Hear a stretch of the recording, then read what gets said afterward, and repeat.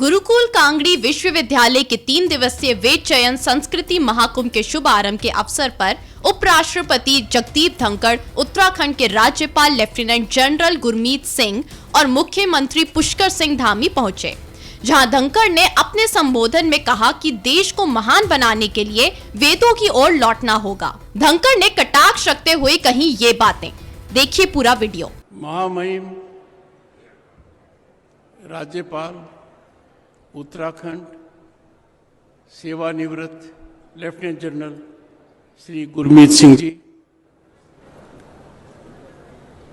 आदरणीय मुख्यमंत्री उत्तराखंड श्री पुष्कर सिंह धामी, इस विश्वविद्यालय के कुलाधिपति लोकसभा सांसद डॉक्टर सत्यपाल सिंह जी, इस विश्वविद्यालय के कुलपति प्रोफेसर सोमदेव सतांशु जी, उपस्थित गुरुजनों को, देवतुल्य महानुभावों को मेरा प्रणाम, आप सभी का अभिनंदन।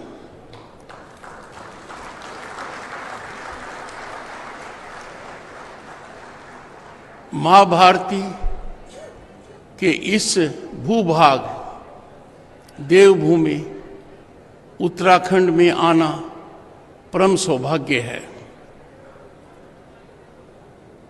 इस विश्वविद्यालय का वर्षों से नाम सुनता रहा हूं, आज पहली बार आने का मौका मिला है।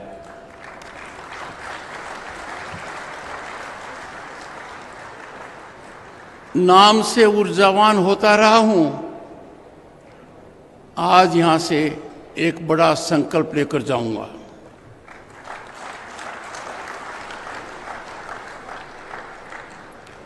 गुरुकुल कांगड़ी विश्वविद्यालय हरिद्वार हमारी संस्कृति और सांस्कृतिक विरासत, इसके संरक्षण, इसके सर्जन का प्रमुख केंद्र है, मुख्य आधार है। भारत की पहचान दुनिया में और हमारे मन में हमारी 5000 साल की संस्कृति की वजह से है। And this place is the epicenter, nerve center to culture our civilizational ethos and essence. हमारे दर्शन का निचोड़, हमारे दर्शन का तात्पर्य, हमारे दर्शन का महत्व, इसका ये प्रमुख केंद्र है। विश्वविद्यालय के छात्रों को मैं निमंत्रण देना चाहता हूं कि वो भारत की नवनिर्मित संसद भवन में आए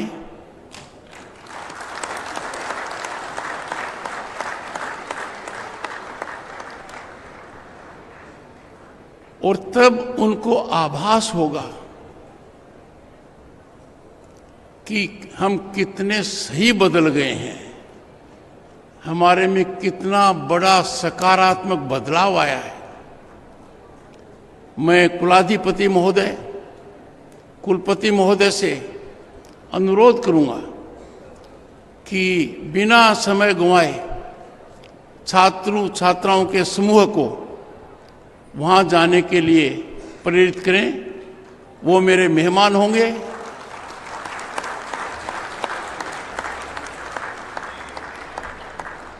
महर्षि दयानंद सरस्वती की 200वीं जयंती एक बहुत बड़ा महत्वपूर्ण मौका है।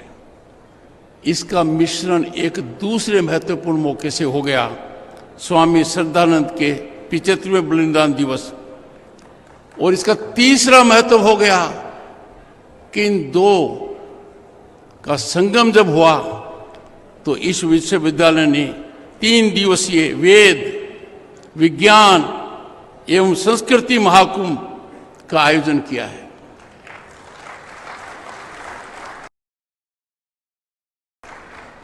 भारतीय संस्कृति और राष्ट्रवाद के प्रणेता इन मनुष्यों की पावन स्मृति में आयोजन किया जा रहा ये महाकुंभ उनके महान जीवन के प्रति हमारी विनम्र श्रद्धांजलि है। उन्होंने हमारे संस्कृति पर एक अमिट छाप छोड़ी है जो हमें सदा प्रेरणा देती रहेगी। इस महाकुंभ के माध्यम से वेद विज्ञान को सशक्त करने का महत्वपूर्ण कदम उठाया है। मैंने राज्यसभा के सभापति की हैसियत से केंद्रीय मंत्री श्री धर्मेंद्र प्रधान जी को अनुरोध किया कि समय आ गया है कि हम वेदों में झांकें, पर थोड़ी चिंता होती है कि बहुत सोने तो वेद देखे ही नहीं है। मेरा आग्रह रहेगा कि हम ज्यादा से ज्यादा लोगों को वेद से अवगत कराएं। यह हमारे राष्ट्र निर्माण के लिए और विश्व के स्थायित्व के लिए बहुत महत्वपूर्ण है। इस संस्थान में आकर न सिर्फ भारतीय ज्ञान परंपरा की विराटता का अंदाजा नहीं लगा सकते, हमारी चमक को अब दुनिया समझ रही है, विशालता पर गौरव होता है, बल्कि सदियों के औपनिवेशिक शासन का दमनकारी चरित्र भी मालूम पड़ता है। हम उसको तिलांजलि दे रहे हैं। वेद विज्ञान और संस्कृति महाकुंभ में देश की नई शिक्षा नीति और वैदिक शिक्षा दर्शन के विभिन्न आयामों पर चर्चा की जाएगी। ये प्रशंसनीय है कि गुरुकुल कांगड़ी विश्वविद्यालय में नई शिक्षा नीति के अनुरूप पाठ्यक्रम और अकादमिक कार्यक्रम का संचालन किया जा रहा है। हमारी नई शिक्षा नीति हमारे सांस्कृतिक मूल्यों के अनुरूप है, हमारी सांस्कृतिक विरासत को सर्जन करने वाली है। हर भारतवासी को अपनी संस्कृति और विरासत को लेकर गौरव अनुभव करना चाहिए, और हम करते हैं। भारतीयता हमारी पहचान है। जहां भी देश में जाएंगे हमारी पहचान भारतीयता है। राष्ट्रवाद हमारा परम धर्म है। हमें गर्व होना चाहिए कि हम एक महान राष्ट्र के नागरिक हैं। हाल के वर्षों में अर्जित अप्रत्याशित सफलता, अकल्पनीय विकास से हमारा सर ऊंचा होना चाहिए और इस पर कभी कोई कमी नहीं आनी चाहिए। चिंता और चिंतन का विषय है। कुछ लोग, गिने चुने लोग, गौरव तो छोड़ दीजिए, अपनी संस्कृति, गौरवमयी अतीत और वर्तमान विकास को लेकर अपमान का भाव रखते हैं। इनकी संख्या बहुत कम है। भारत की महान छवि को धूमिल करने में ये लोग लगे रहते हैं। वो या तो भ्रमित हैं या पथभ्रष्ट हैं। भारत विरोधी प्रचार और देश की संस्कृति को धूमिल करने का हर कुप्रयास को कुंठित करना हर भारतीय का परम दायित्व है और कर्तव्य है। इन ताकतों को जो हमारे संस्कृति के विरोध में हैं, राष्ट्रवाद के विरोध में हैं, हमारे अस्तित्व के विरोध में हैं, उन पर प्रतिघात होना चाहिए। भारतीय ज्ञान परंपरा और वैदिक ज्ञान विज्ञान का अकादमिक विमर्श और अनुप्रयोग का अनिवार्य अंग बनाने के उद्देश्य से 3 दिवस में जो आपकी गोष्ठी है वो एक सार्थक प्रयास है। मुझे बताया गया है देश विदेश के वैदिक विद्वान, वैज्ञानिक शोधकर्ता, अकादमिक जगत के विद्वान चिंतन मंथन से निश्चित रूप से एक सकारात्मक संदेश देंगे। ये एक तरीके से मंथन है जिसमें बहुत अच्छा निष्कर्ष निकलेगा। और मुझे तो बहुत अच्छा लगा, सुखद अनुभव। आपके कुलाधिपति महोदय ने बताया कि काफी संख्या में शोध पत्र आए हैं, उन पर चिंतन होगा, अध्ययन होगा, मंथन होगा। हर मापदंड पर आज का कार्यक्रम सामयिक महत्व रखता है। इसकी गूंज देश के हर विश्वविद्यालय में जाएगी। यहां का संदेश प्रेरणादायक होगा। इसके लिए मैं विश्वविद्यालय के कुलाधिपति, कुलपति और गुरुजनों को साधुवाद का पात्र मानता हूं।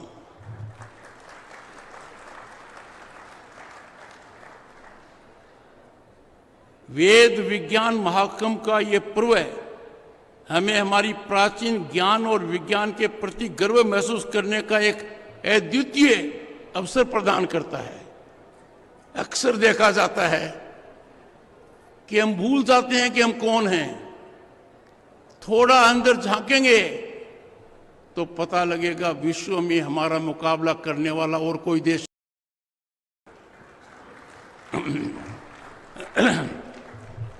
यह सुखद विषय है, सुखद संयोग है कि अमृत काल में अनेक कदम सरकार ने उठाए हैं जो हमारी संस्कृति और वेदों के अनुरूप उठाए गए हैं। भारत के प्रधानमंत्री नरेंद्र मोदी जी ने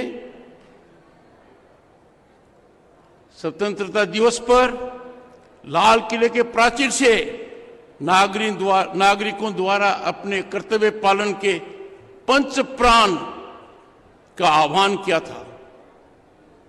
आने वाले 25 साल के लिए देश को पंच प्राण पर अपनी शक्ति, अपने संकल्पों और अपने सामर्थ्य को केंद्रित करने पर जोर दिया था।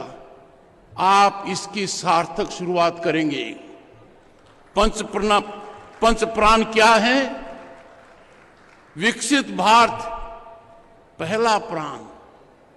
हमारी यात्रा निरंतर बढ़ती जा रही है।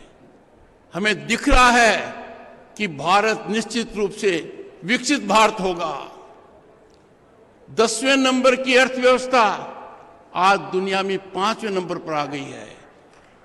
दशक के अंत में ये 3 नंबर पर आ जाएगी।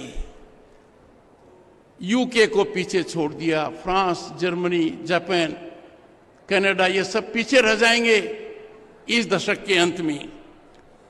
दूसरा, गुलामी की हर सोच से मुक्ति। कुछ लोग अब भी अंग्रेजियत के गुलाम हैं, हमारी संस्कृति में विश्वास नहीं रखते, हमारे सोच और दर्शन का अनादर करते हैं। यह संस्कृति हमें डेवलप करनी होगी।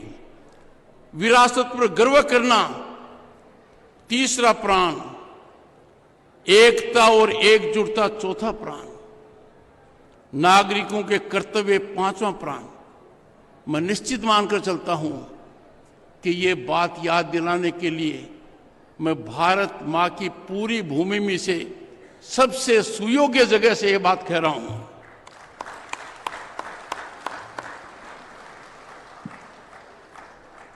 प्रधानमंत्री नरेंद्र मोदी जी ने पंच प्रणों में से यह भी एक प्रण है, गुलामी के हर चिन्ह से मुक्ति। आपने देखा होगा इंडिया गेट के ऊपर नेताजी सुभाष बोस की स्टैच्यू, कितना बड़ा कदम। राजपथ को कर्तव्य पथ करना कितना बड़ा विचार है। नई शिक्षा नीति शिक्षा के भारतीयकरण की दिशा में महत्वपूर्ण कदम है। आत्मनिर्भर भारत का नारा हमारे आर्थिक, सांस्कृतिक पुनर्जागरण का प्रतीक है और इसका भारी असर जो पड़ रहा है जिसको दुनिया महसूस कर रही है, उसके बारे में इंटरनेशनल मॉनेटरी फंड और वर्ल्ड बैंक, जो पहले चिंता करते थे कि हमारी अर्थव्यवस्था जर्जर है, आज कहते हैं कि भारतवर्ष वो देश है जो सबसे ज्यादा आर्थिक प्रगति कर रहा है।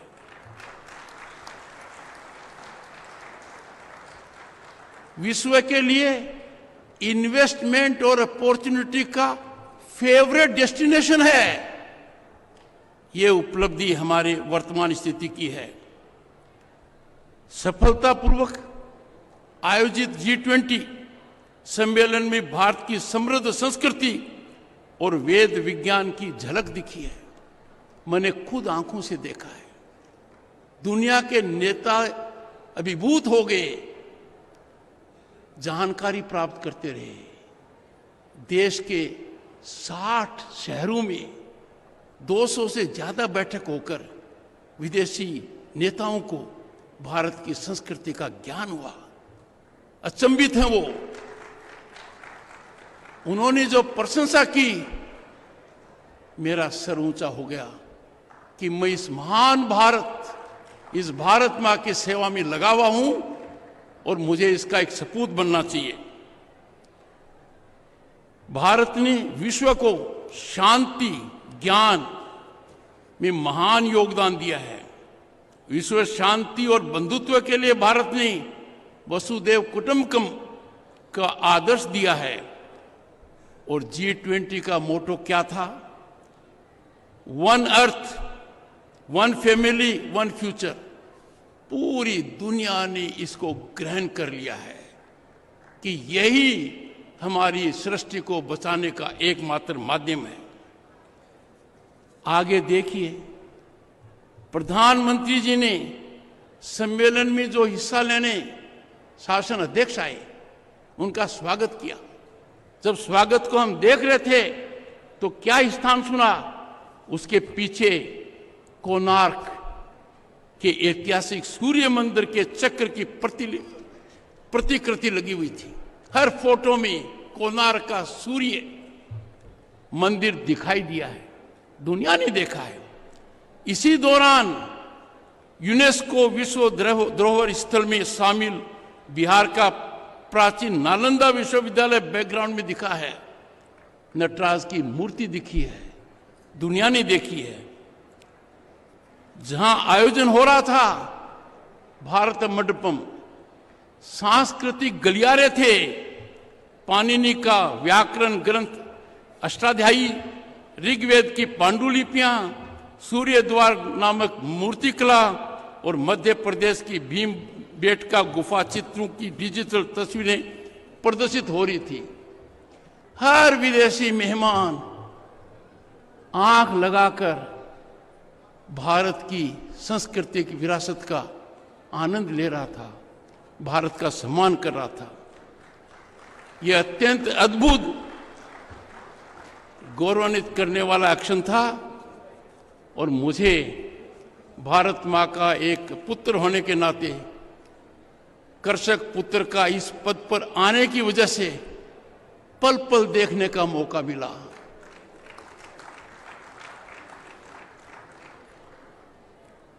जब मैंने आमंत्रित किया है यहां के छात्र छात्राओं को नए संसद भवन के लिए, उसमें आप भारतीयता और हमारी सदियों पुरानी संस्कृति की भरपूर झलक देखेंगे। लोकसभा की थीम क्या है? सोचिए, लोकसभा की थीम है राष्ट्रीय पक्षी मोर। वो लोकसभा की थीम है। आप जब उस कक्ष को देखेंगे आप अभिभूत हो जाएंगे। राज्यसभा की थीम है हमारा राष्ट्रीय फूल कमल, और प्रांगण में बरगद भी है, वृक्ष बरगद भी है। ये बदलाव थम नहीं रहा है, ये बदलाव निरंतरता से आगे जा रहा है, हमारे मूल सोच के अनुसार आगे जा रहा है। हाल के सत्र में इसी माह 3 नए विधि विधान पारित किए गए। बड़े महत्वपूर्ण बिल हैं। भारतीय न्याय संहिता विधेयक 2023, भारतीय नागरिक सुरक्षा संहिता विधेयक 2023 और भारतीय साक्ष्य विधेयक 2023 लोकसभा में पारित हुए, राज्यसभा में पारित हो गए, वो कानून बन गए। पर मिला क्या? अंग्रेजों ने जो हमें जकड़ रखा था कानून की वजह से, उसी कानून में हमारे लोग पिस रहे थे। उनका उद्देश्य था दंड विधान। भारत की संसद ने प्रधानमंत्री जी की प्रेरणा से दंड विधान को न्याय विधान किया है। यह बहुत ही महत्वपूर्ण है।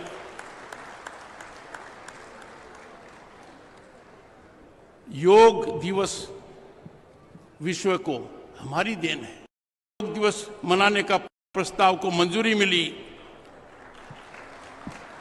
अब भारत के योग का योगदान दुनिया के हर भूभाग को मिल रहा है, हर व्यक्ति को मिल रहा है, उनके स्वास्थ्य में सुधार कर रहा है।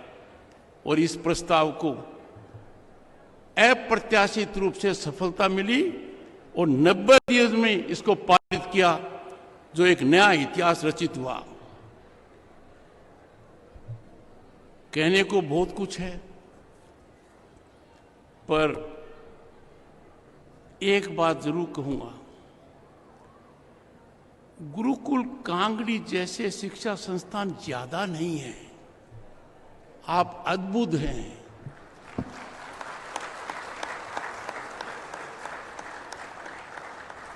आप एक प्रेरणा के स्रोत हैं। आप राष्ट्रवादी चेतना और चिंतन के केंद्र हैं। कुछ पश्चिमी विश्वविद्यालय अनर्गल कारणों से हमारी संस्कृति, हमारी विकास यात्रा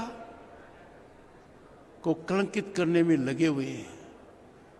मेरे मन में कोई शंका नहीं है, आपकी विद्वता को देखते हुए, आपके संकल्प को देखते हुए, भारत की संस्कृति कभी नीचे नहीं होगी। आपको उनका प्रतिकार करना चाहिए। इस महान देश में कुछ लोग हैं, गिने चुने लोग हैं, वो भारत की प्रगति को पचा नहीं पा रहे हैं। आप उनकी पाचन शक्ति को ठीक कीजिए। वो हमारे ही हैं, भटके हुए हैं, हमारा कर्तव्य है। उन्हें मातृभाषा में समावेशी शिक्षा प्रणाली स्वीकार्य नहीं है। ये कैसी बात है? अब वो दिन दूर नहीं है, हर शिक्षा मातृभाषा में दी जाएगी।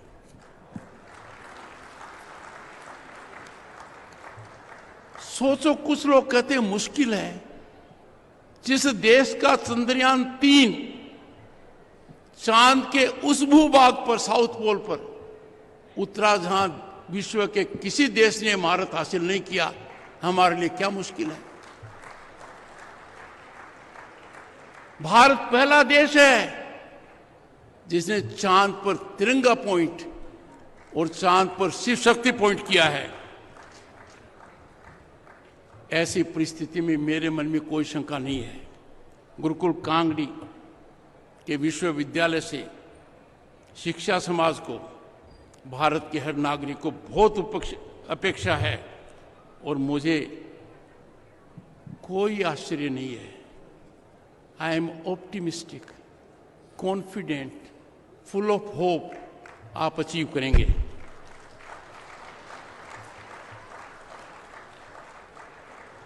आर्य समाज ने सदैव नारी सशक्तिकरण को विशेष बल दिया है। अनेक शहरों में आर्य कन्या विश्वविद्यालय स्थापित किए गए हैं। भारत के प्रधानमंत्री ने 3 दशक तक जो नहीं हो पाया उसको अंजाम दिया और नारी सशक्तिकरण विधेयक को पास किया। अब हमारी लोकसभा में, विधानसभाओं में 1/3 आरक्षण महिलाओं का है। ये बहुत बड़ी उपलब्धि है। नई शिक्षा नीति जिस पर कहा गया है माननीय राज्यपाल महोदय ने, इसी दिशा में एक सार्थक प्रयास है जिसमें भारत की ज्ञान परंपरा की मजबूत नींव पर नया भारत अपने नए लक्ष्यों को हासिल करेगा। हमारा संकल्प होना चाहिए और यह संकल्प मैं इस पावन भूमि से लेकर जा रहा हूं कि 2047 तक भारत न सिर्फ विकसित भारत होगा बल्कि विश्व गुरु की अपनी प्रतिष्ठा को फिर से हासिल करेगा।